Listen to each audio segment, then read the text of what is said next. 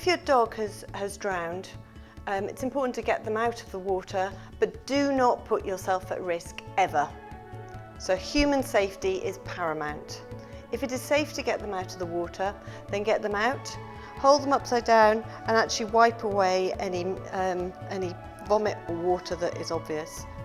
You then, for a small dog, want to turn them upside down like this and you want to swing them. So you just want to swing them for a little bit, just until all that water has stopped coming out, okay?